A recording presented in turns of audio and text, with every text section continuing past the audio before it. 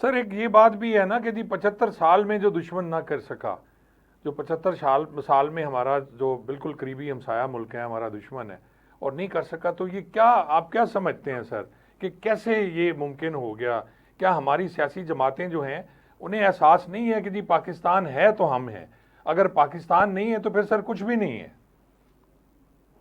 تو سیاسی جماعتوں سے پوچھئے نا، ان کو تو مطلب ہے جتنی سیاسی جماعتیں ان کو تو اپنی پاور چاہیے نا، کیا وہ اس چیز کے لیے وارد ہیں؟ یہ تو آپ کو کوئی سیاستدان ہی سے جواب دے سکتا ہے، لیکن پاکستان میں جتنے سیاسی جماعتیں ہیں ان کا تو مقصدیت جو اوور اے پیریڈ آف 75 سال میں، مطلب پہلے 7 وزراء اعظم کی تاریخ اٹھا کے پڑھ لیجیے اگر تاریخ میں جانا چاہتے ہیں. جی خواجہ ناظم الدین دیکھ لیں، فیروز خان نون نے پاکستان کو گوادر لے کے دیا تھا، اگر آپ کو یاد ہو. جی جی بالکل سر. اور گوادر جو ہے وہ یہ نہیں تھی کہ چھوٹی سی چیز تھی، ایک بہت بڑی چیز تھی جس کے لیے پاکستان نے پیسے پے کیے، تحفہ دیا گیا، یہ کہا گیا.